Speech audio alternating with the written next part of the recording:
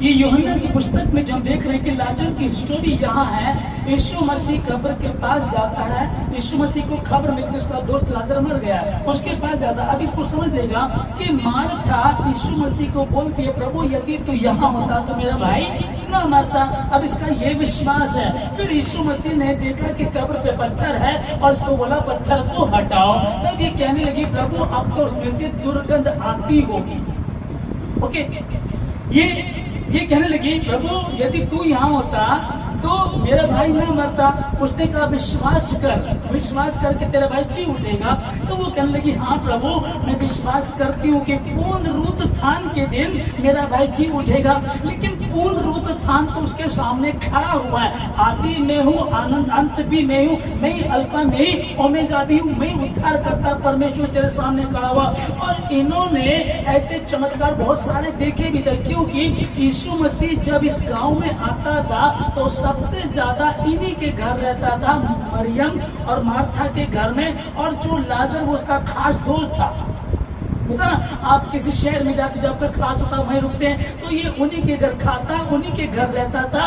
और जिस बेड पे लाजर सोता था उसी पे यीशु मसीह भी सोया करता था। इनकी इतनी खास दोस्ती थी। और लिखा है कि यीशु मसीह को जब पता चला तो वो दुखी हुआ और रो भी पड़ा। यहाँ मार्था ने उन चमत्कारों को देखा, मरियम में दुष्ट आत्माएं थी, उन 7 दुष्ट आत्माओं को यीशु मसीह ने निकाला, उसको छुटकारा दिया। जब फरीसी के यहाँ ये लोग बैठे हुए थे, उस फरीसी को भी जवाब दिया, उस फरीसी को भी कोड़ से शुद्ध किया था। बड़े बड़े चमत्कार इन्होंने देखे हैं। आज जब इसके भाई की बात आई तो इसको एक बात पता है कि 3 दिन का मुर्दा तो जिंदा हो सकता है, क्योंकि यहूदियों की किताब कहती है, पर 4 दिन का नहीं हो सकता। अब तो उसमें से दुर्गंध आती होगी नहीं, अब तो उसमें से बदबू आती है। अब तो उसके शरीर को कीड़ों ने खाना शुरू कर दिया होगा। ये देखिए संदेह कर रही है, सब कुछ जानने के बाद भी संदेह कर रही है। यीशु मसीह ने कहा कि पत्थर को हटाओ। अब ये पत्थर को हटा देना, जो प्रभु ने कहा हम उसको माने, जो खुदा की खातिम ने कहा हम उसको माने। एलीशा नबी ने कहा तेरे पास कुछ है, कहती तेल है थोड़ा सा, ऐसा कर तू बर्तन ले ले। और उसने कोई सवाल जवाब नहीं किया, जबकि वहां एक कठिन बात थी।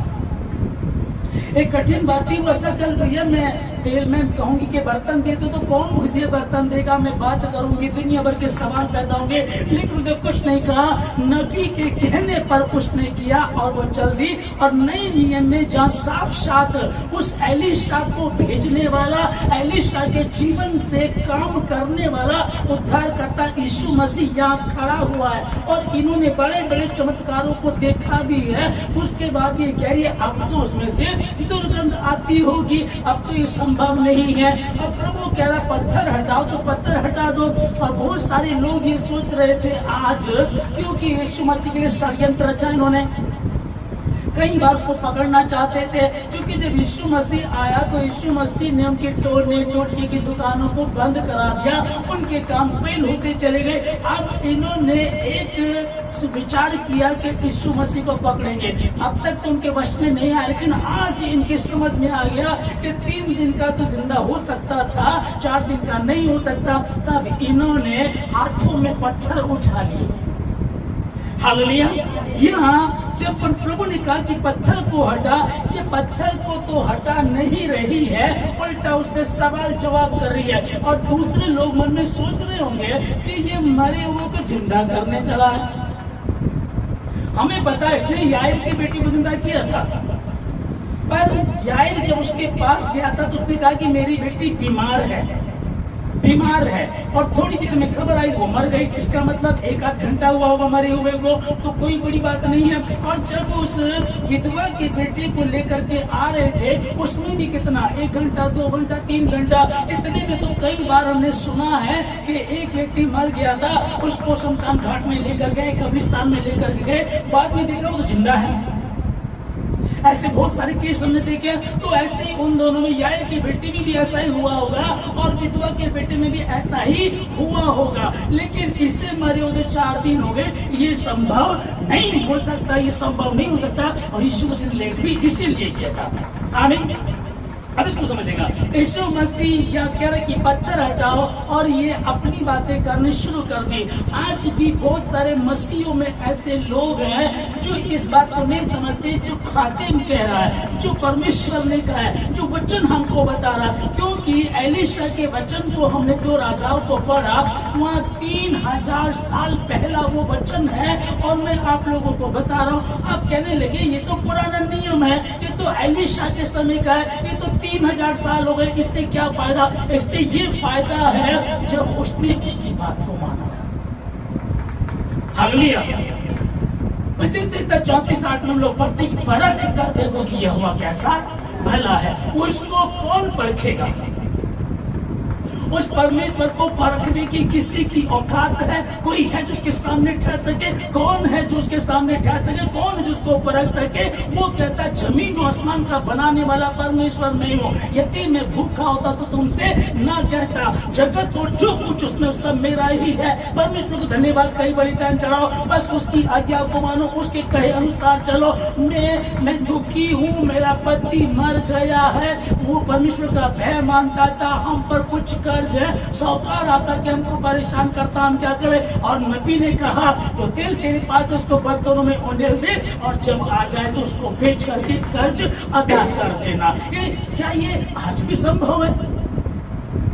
अब यीशु मसीह 2024 साल पहले की ये बात आप बता रहे हैं कि यीशु मसीह वहां गया, उसने कहा कि पत्थर को हटा दो। फिर यार यीशु मसीह को ये कौन सी बात आई कि लाजर को तो ये जिंदा करेगा, हमको बोल रहा है कि तुम पत्थर को हटाओ। परमेश्वर ने कुछ काम हम पे सौंपा है, पत्थर को तुम हटाओ, बर्तन मांग करके लाओ। शर्मिंदगी छोड़ करके बर्तन मांगने चले गए, शर्मिंदगी छोड़ दी और लोगों के बर्तन मांग रही है। वो क्या वो पूछ रहे होंगे बहन क्या हुआ, क्या करेगी बर्तन का? अभी तो तूने उनके यहाँ से भी लिया, अभी उनके यहाँ लिया, इतने बर्तन को क्या करे? कुछ पता तो चले, बताना भी नहीं है, फिर लेकर के द्वार को बंद कर देना है। ये कैसे संभव होगा? खुदा के खातिर ने एक बात कही, द्वार को बंद कर लेना, उस तेल को उसमें उड़ेलना और वो बढ़ता बढ़ता चला जाएगा। वही यह हुआ परमेश्वर यीशु मसीह कल,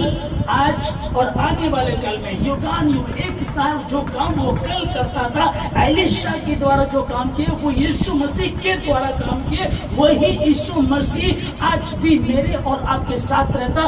कहता है कि मैं द्वार पर खड़ा हुआ खटखटाता हूँ। फिर कहता है कि जब तुम द्वार को खोलोगे भीतर आकर के प्रवेश करूंगा और तुम्हारे साथ भोजन करूंगा। फिर लिखा है कि वो तुम्हारे भीतर वास करता है। अब समझिएगा, वहाँ एलीशा था, वहाँ यीशु मसीह बात कर रहा था, आज यीशु मसीह मेरे और आपके अंदर वास करता है। आज वो कहता मैंने तुमको वो अधिकार दिया, पत्थर को हटाओ, बर्तन को मांग लो, तेल को ले लो और देखो जो तुम्हारा कर्ज है वो अदा हो जाएगा।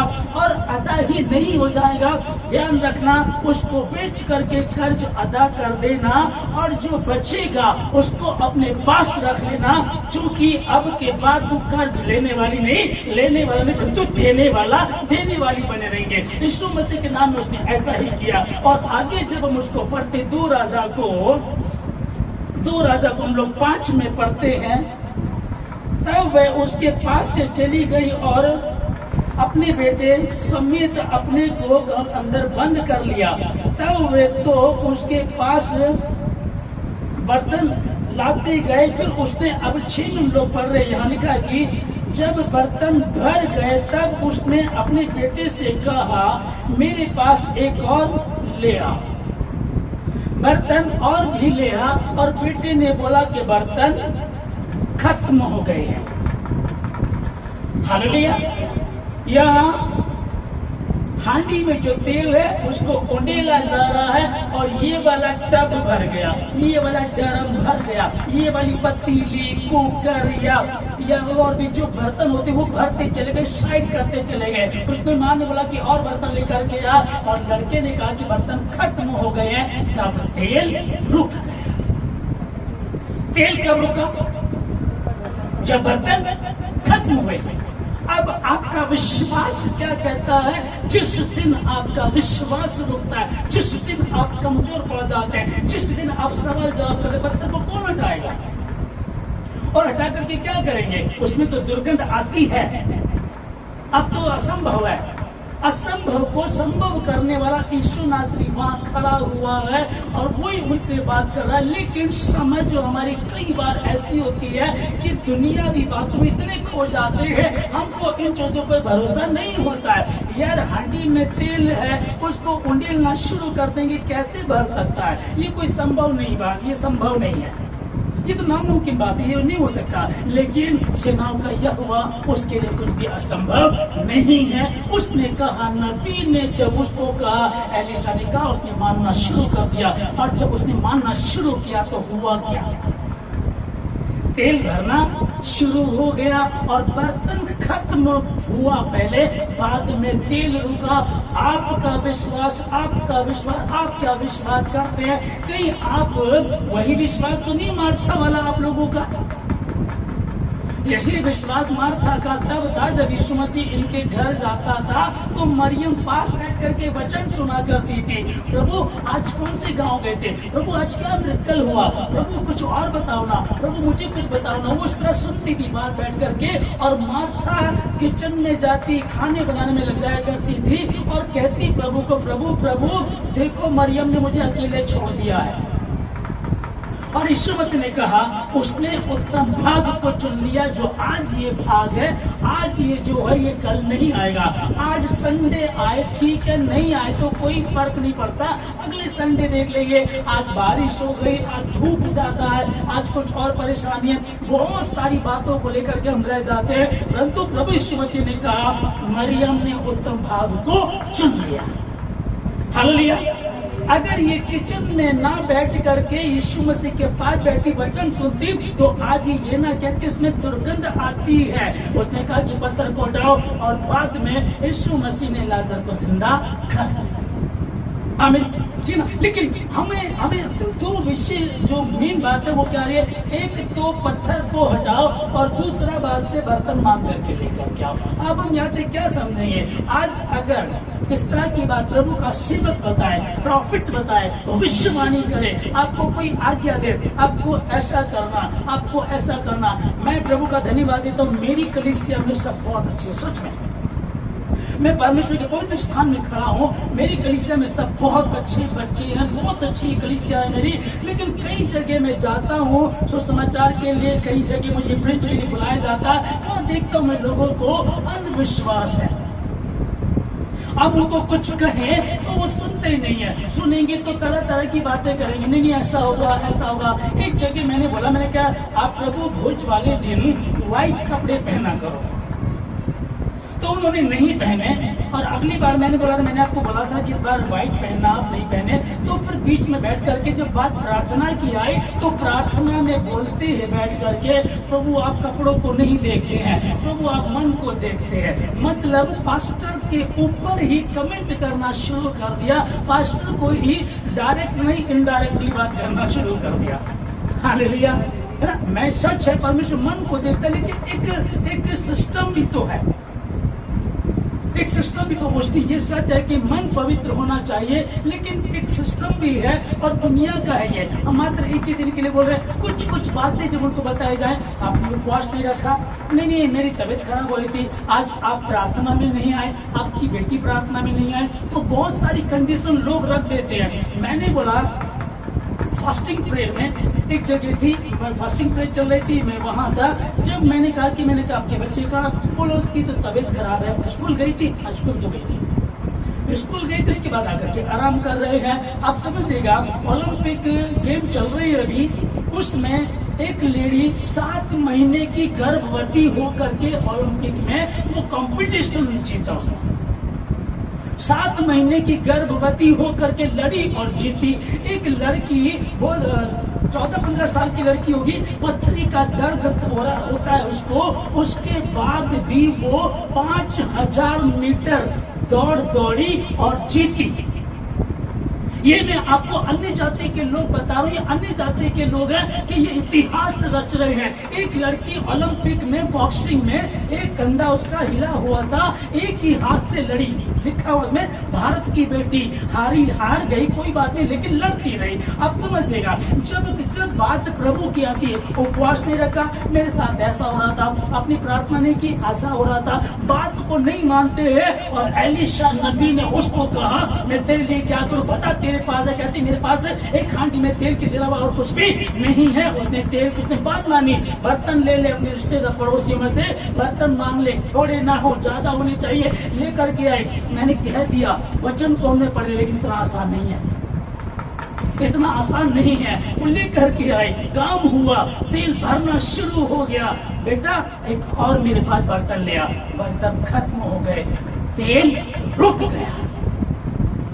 कब रुकता है, कब रुकता है, कब रुकता? मैं यहोवा हूँ, यही मेरा नाम है। जब मैं काम करना चाहूँ तो कौन मुझे रोक सकेगा? मैं काम करता हूँ, मैं अपने बच्चों के द्वारा काम करता हूँ। इस्राएलियों को 1 मिनट में छुड़ा के ला सकता था, पर उसे एक पात्र चाहिए। उसने मूसा को चुना, यूसुफ को पहले ही वहां भेज दिया, यूसुफ को पहले ही वहां भेज दिया, वहां का राजा बना दिया। उसके बाद देखिएगा उस परमेश्वर कैसे काम करता, अद्भुत रीति से काम करता।